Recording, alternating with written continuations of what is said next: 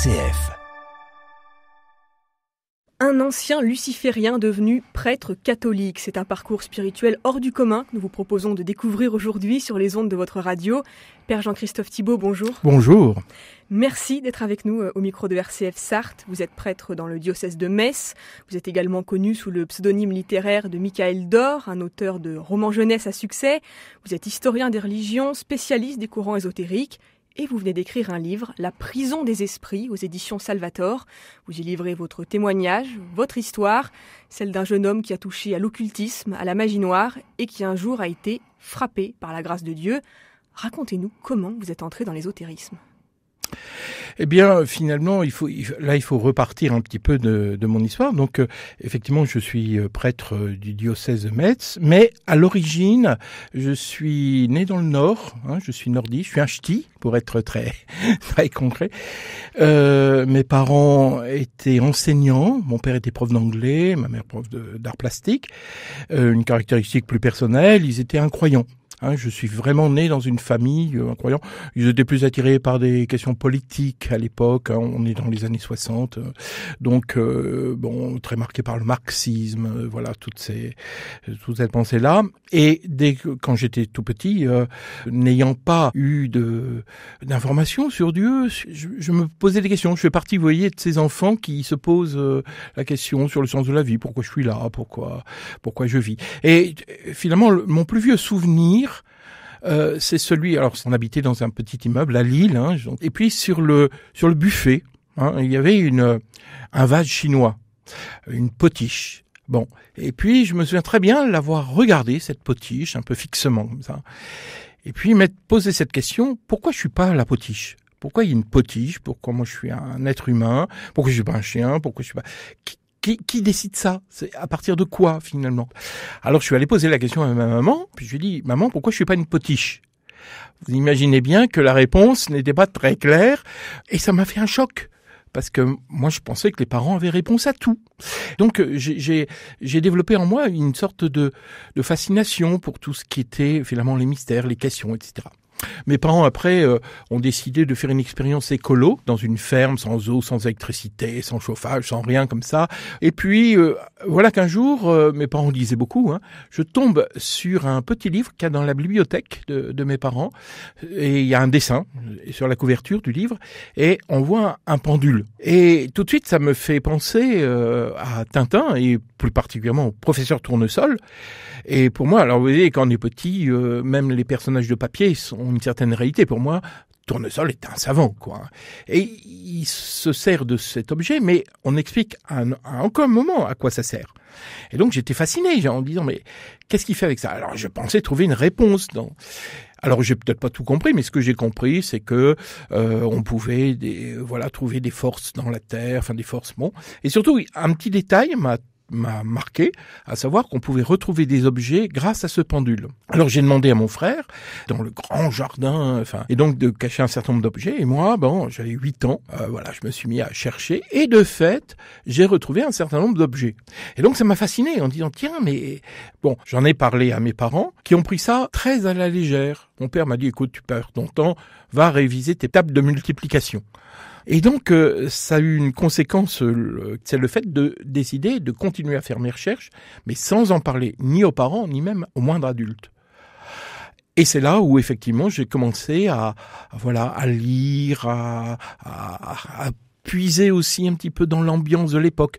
Alors après, mes parents se sont lassés de cette ferme, ils sont allés vivre dans une ville, à Cambrai, et c'est vrai que c'est là où, quand j'étais en 6e, je me souviens, je me suis un peu passionné pour l'alchimie. Alors voilà. Alors j'ai essayé d'en parler à des copains de classe, mais vous imaginez bien qu'en 6e, ça passionnait pas les foules.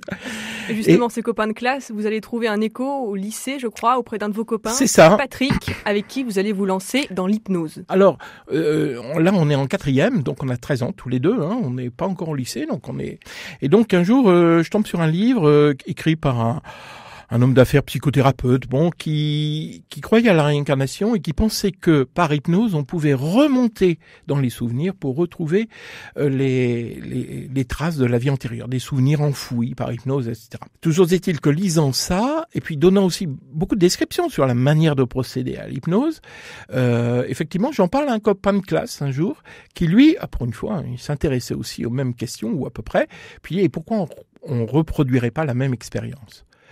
Alors on croyait faire de l'hypnose, mais on n'en avait pas la compétence. Alors on a suivi le protocole, avec une bougie, jusqu'au jour où, alors on faisait ça en cachette évidemment, on était externe, on habitait à côté du lycée, et donc on avait un trou dans notre emploi du temps, pouf, on se sauvait, et puis on allait souvent dans ma chambre, et puis discrètement comme ça, on essayait de faire de l'hypnose selon le procédé employé par l'auteur du livre. Bon, ça marchait plus ou moins bien, il faut être honnête, moi pas trop, mon ami avait une hypersensibilité. Mais voilà qu'un jour, il se met à parler avec une voix complètement différente, une voix d'adulte, un peu grave, qui dit « Je suis un guide ».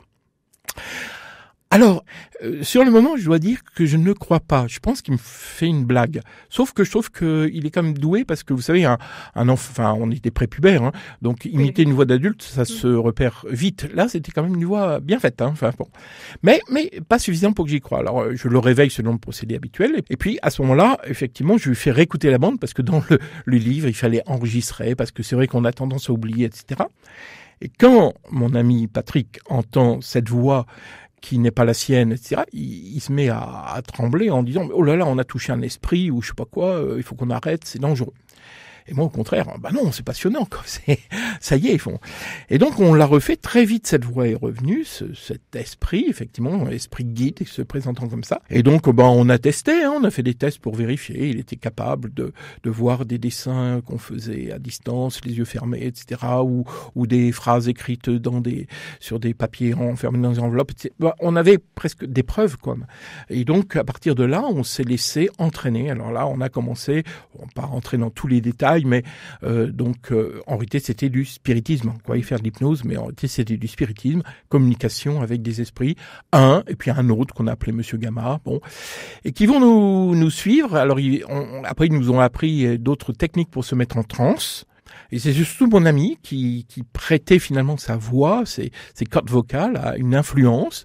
Moi, j'étais moins doué, alors j'utilisais ce qu'on appelle l'écriture automatique. Et donc, ces esprits, en gros, pour aller très vite, ils nous ont fait croire qu'on nous préparait à une nouvelle ère, qu'il fallait passer de l'âge du poisson, qui est celui du christianisme, à l'âge du Verseau. Et puis, on était des êtres... Des élus. Alors, vous imaginez bien ce que ça fait, Il y a eu des changements qui se sont opérés dans votre personnalité, dans votre façon d'être avec les autres. Exactement. D'abord, l'orgueil.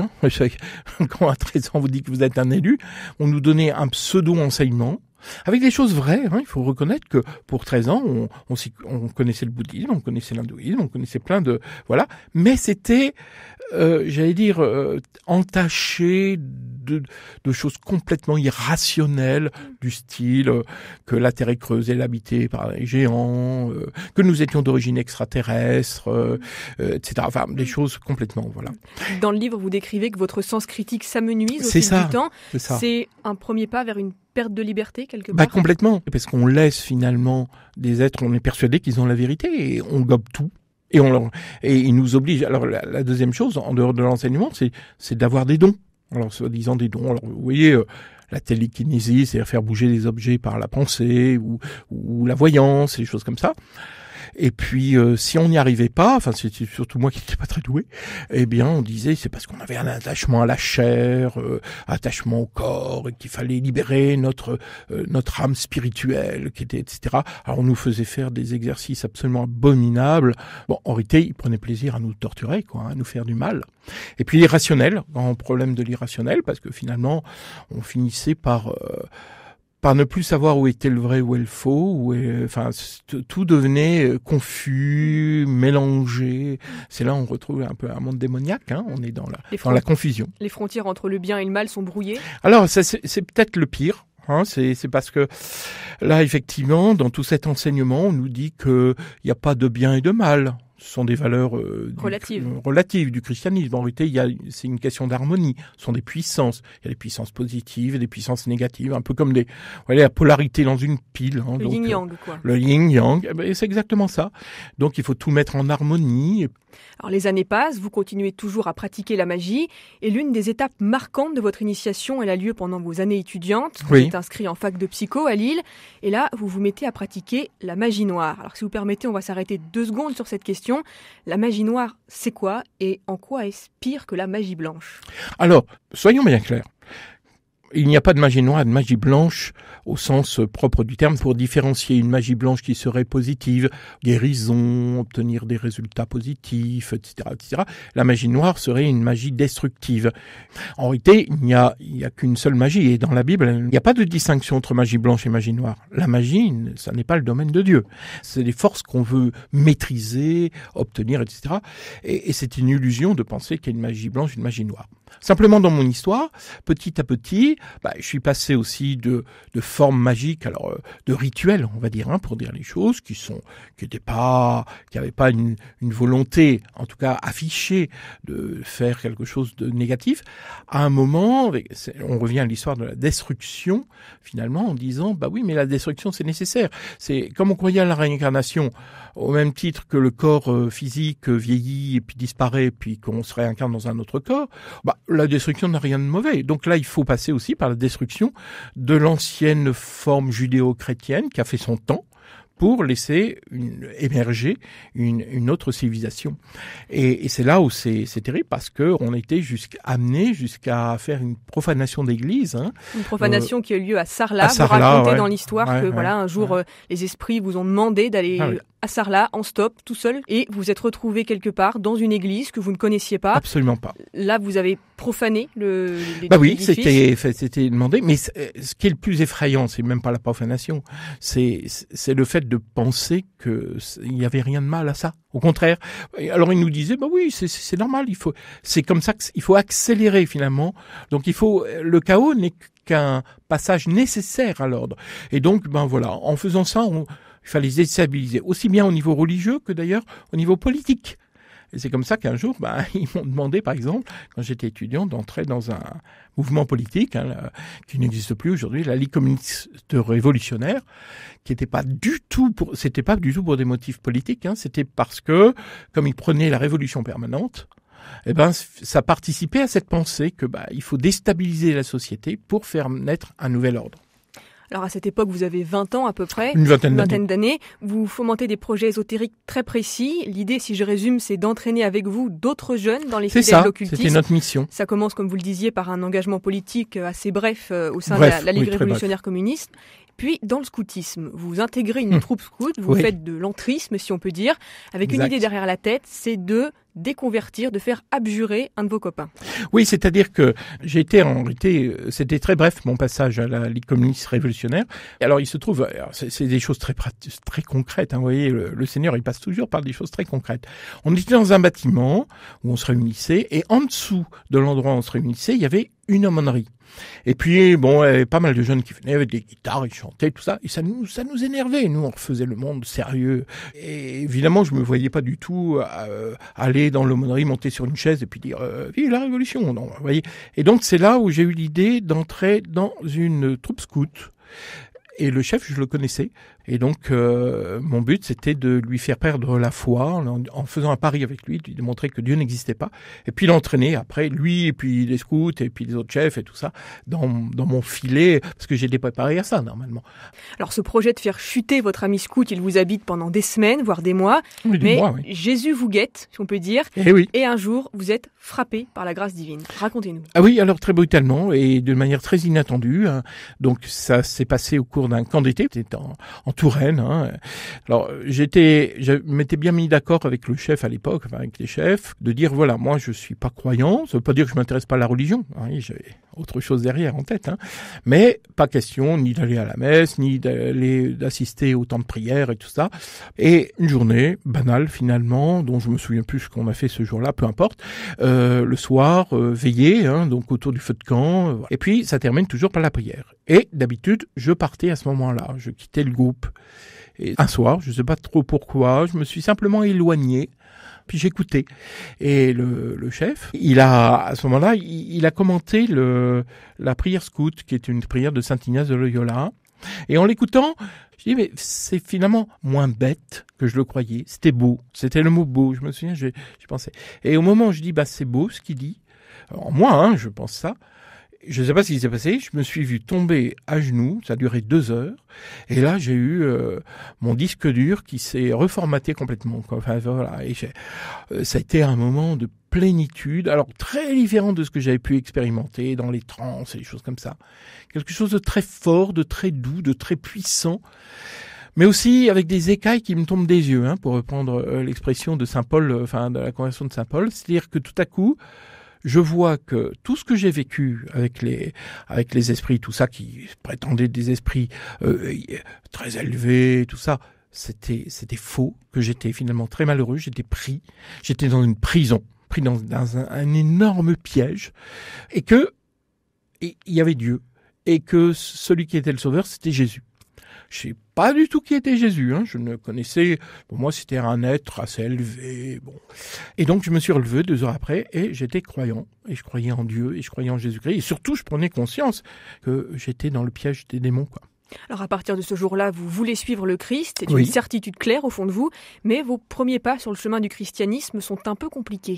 C'est compliqué, et je le retrouve aujourd'hui avec beaucoup de gens qui, ça je le dis aussi aux auditeurs, peut-être parmi les plus croyants de ceux qui écoutent, c'est pas facile à accueillir des gens qui font une expérience comme ça parce que on a des images sur eux. On n'a pas encore un langage très clair. Par exemple, on m'a dit, parce que j'ai dit, quand on est catholique, on fait quoi ? On lit la Bible, on lit l'Évangile. Alors, on m'a passé un Évangile, j'ai commencé à lire l'Évangile. Vous savez, quand vous êtes pendant des années, vous lisez la Kabbale, vous lisez des textes ésotériques, hermétiques, etc. Vous êtes habitué à un langage très très compliqué. L'inverse de l'Évangile. Tout l'inverse. Qui est simple. J'ai lu l'Évangile, tout simple. Aimez-vous les uns les autres. Oui, bon. Et tout ce que j'ai dans l'Évangile, les petites histoires de vignes, de vignerons, de machin, tout ça, je trouve ça presque niais. C'est trop simple. Alors j'ai cherché le message secret j'ai repris finalement mes vieilles habitudes. Il faut du temps pour se libérer de tout ça. Après, je suis allé à la messe. On m'a dit, il faut aller à la messe. Alors là, c'était épouvantable parce que je comprenais pas. Je voyais des gens qui se levaient, qui s'asseyaient, qui faisaient des signes de croix, mais je comprenais pas. Qui disaient amen, amen, mais amen quoi? Je voyais rien, quoi. Et puis le prêtre qui prenait, je savais qu'il y avait une histoire de pain et de vin, mais je voyais pas de vin, pas de pain, mais je voyais, le prêtre qui disait, prenez, mangez, ceci est mon corps. On croyait qu'il parlait du sien, Prenez, buvez, ceci est mon sang. Presque une confusion avec certains rites sataniques que Exact. vous aviez déjà expérimentés, en fait. Exact, parce que dans les rites de magie noire, on utilise beaucoup le sang. Alors je me dis, mais c'est encore pire, c'est de la magie, c'est pire que de la magie noire, quoi. Bon, il a fallu du temps c'est là où il y a besoin d'accompagnement, qui n'a pas été facile. Je le dis d'abord, les prêtres, ils sont toujours débordés. Ils voulaient aller trop vite, alors qu'il faut du temps, si vous voulez, pour laisser un peu les choses, il faut laisser décanter, quoi. Alors au fil des années, vous racontez que votre vocation sacerdotale s'est affermie. Exact, oui. Comment avez-vous reçu cet appel ? Ça s'est fait tout doucement finalement parce que mon père donc a été muté dans l'est de la France, en Moselle, là où je suis prêtre actuellement, qui est une région un peu particulière parce qu'il n'y a pas de séparation entre l'Église et l'État. Et ça, très concrètement, il y a des cours de religion qui sont donnés dans les écoles publiques comme privées, quoi. Donc il y a des cours, voilà. Et donc il y a aussi toute une formation pour laïcs qui est donnée en théologie, qui donne des diplômes d'État. Et donc, au moment où moi je voulais m'inscrire en philosophie, parce que je croyais que ça allait être la matière qui allait me préparer à pouvoir découvrir Dieu le plus facilement, je me suis rendu compte qu'on pouvait suivre des cours de théologie. Et c'est là où j'ai rencontré des séminaristes, où j'ai découvert aussi l'Église, peut-être plus en profondeur. Et puis, à un moment, s'est posé la question du sacerdoce. Vous avez rencontré l'évêque de votre diocèse à ce moment-là. C'est une rencontre que vous détaillez dans le livre. Oui. C'est presque amusant la façon dont vous la racontez. Oui. Vous rencontrez l'évêque, vous vous dites je vais lui raconter ma vie, il va pousser des cris, il va dire oui. on va vous mettre un peu de côté, on va réfléchir. Et c'est pas du tout ça qui s'est passé. Mais non. Alors une fois que j'étais sorti de l'ésotéro-occultisme, je n'en ai pas parlé pendant des années. Pas un mot. Il y avait un prêtre qui m'accompagnait, il m'a dit si tu veux entrer au séminaire, il faut te présenter à l'évêque. Donc c'était la première fois que je rencontrais l'évêque. Enfin, il m'a dit raconte-moi ta vie. Alors il s'attendait, voilà. Et je lui ai dit il faut que je sois honnête, il faut que je lui raconte tout, quoi. Et au fur et à mesure que je racontais le spiritisme, la magie, la profanation de l'église, etc., je le voyais s'enfoncer dans son fauteuil. Je me suis dit, bon, bah là, c'est fini, quoi. Hein. Il va me dire, c'est fichu. Je serai jamais prêtre. Je serai jamais prêtre. Et c'était l'inverse. C'est-à-dire, il m'a dit, bon, écoute, de toute façon, on a le temps du discernement. Mais une phrase qui, pour moi, était très importante, parce qu'il m'a dit, si tu deviens prêtre un jour, ça serait bien que tu aies le souci des personnes qui, finalement, vivent exactement la même chose, pour que tu puisses les aider, finalement, à se sortir de l'ésotérisme comme toi-même, parce que tu connais ça de l'intérieur. Ce livre, Père Jean-Christophe Thibault, vous l'avez écrit avec un ancien médium, Olivier Joly. Lui aussi raconte son parcours et sa conversion. Mais cet ouvrage, La prison des esprits, il poursuit un autre objectif, je dirais, c'est celui d'alerter sur les dangers de l'ésotérisme. Quels sont-ils, ces dangers ? Oui, pour nous, ça a été finalement, ça a été poussé un petit peu par Olivier Joly, donc que j'ai rencontré dans le cadre du ministère de délivrance, parce que c'est quelqu'un qui a pratiqué, la voyance. Il a ouvert des portes à des actions démoniaques qui finalement se sont concentrées sur sa fille, et donc ne sachant plus où mettre la tête, alors qu'il pensait bien maîtriser les choses, c'est là où il a dit il reste Dieu. Et donc, par l'intermédiaire de son curé de paroisse, on a fait connaissance, on a fait toute une démarche, à la fois de libération, mais aussi de remise en ordre de la vie, de renonciation à tout ce qui est ésotérisme et tout ça. Et il m'a dit, mais il faut alerter, quoi. Il faut dire, parce que ça se développe énormément. Vous pouvez pas vous imaginer combien surtout depuis la crise sanitaire, là, encore plus, hein. Il y a finalement beaucoup de gens qui sont à la recherche. On est dans une époque où on aime bien, on est d'abord très individualiste, et puis on veut faire sa propre expérience par soi-même. En faisant sa propre religion, on va prendre un bout de bouddhisme, on va faire un peu de chamanisme, on va faire, etc. Sauf que on se rend pas compte que petit à petit, on entre dans un domaine qui finalement est beaucoup plus piégé. Parce que derrière toutes ces thérapies alternatives, pas toutes, hein, il faut être bien clair, un certain nombre, ou des méthodes de développement personnel, il y a des principes fondés sur la magie, qui finalement créent chez les personnes des états modifiés de conscience, hein, comme on dit, et donc qui les rendent plus réceptives au monde invisible, et donc aussi aux influences des esprits. Et alors, ce qu'il y a, c'est qu'il y a beaucoup de gens qui... Alors au début, tout va bien, hein, vous allez voir un magnétiseur parce que vous avez un mal de dos, vous avez peut-être plus mal au dos, alors que le médecin n'y est pas arrivé. Voilà. Donc on est très content. Sauf que quelques temps plus tard, pour un certain nombre, ils commencent à avoir une dépression dont on ne sait pas d'où ça vient, ou un problème spirituel, on ne supporte plus d'aller à la messe, ou on se sent mal, ou il se passe un tas de trucs dans la vie, et on se dit d'où ça vient tout ça, quoi. Et on fait, alors ça peut être multifactoriel, bien évidemment, hein, mais ça peut aussi avoir un lien avec les pratiques que l'on peut avoir.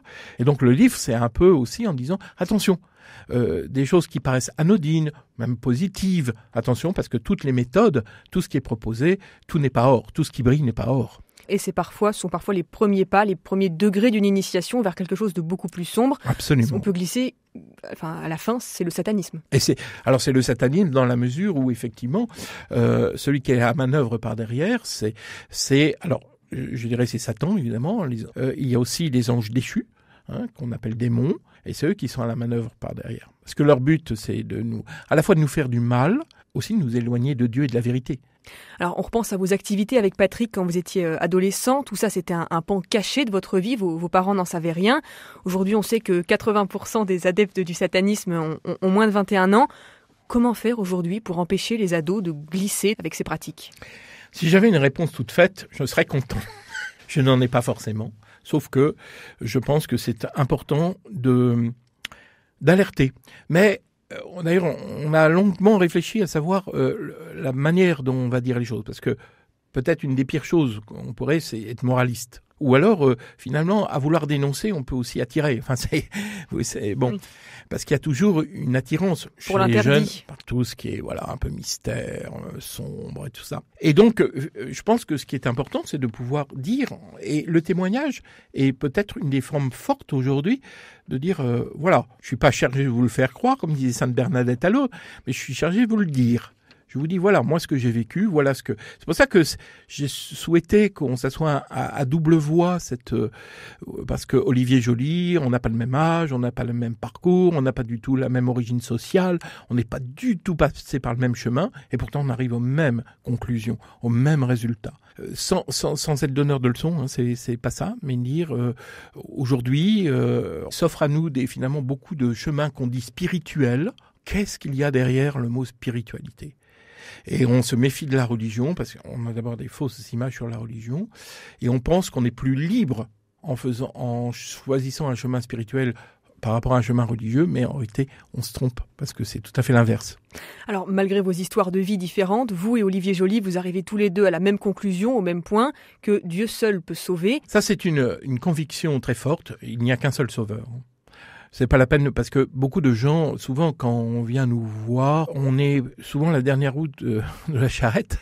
Les gens vont d'abord aller voir les médecins, puis après comme le psychologue, et puis après ils vont voir le désenvoûteur, le faux exorciste. Il laisse d'ailleurs pas mal d'argent en passant. Et puis finalement ils se disent bon il reste Dieu. Et c'est là où on vient nous voir. Mais ça devrait être le premier qu'on vient voir, parce que il n'y a qu'un seul sauveur, c'est le Christ. Et ça c'est très très clair qu'il est le chemin, la vérité, la vie. Il n'y en a pas 36. Merci beaucoup, Père Jean-Christophe Thibault, d'avoir répondu à nos questions au Avec micro plaisir. d'RCF. Je rappelle que vous êtes l'auteur avec Olivier Joly d'un livre qui vient tout juste de sortir aux éditions Salvator. Ça s'appelle La prison des esprits. Merci beaucoup. Merci beaucoup.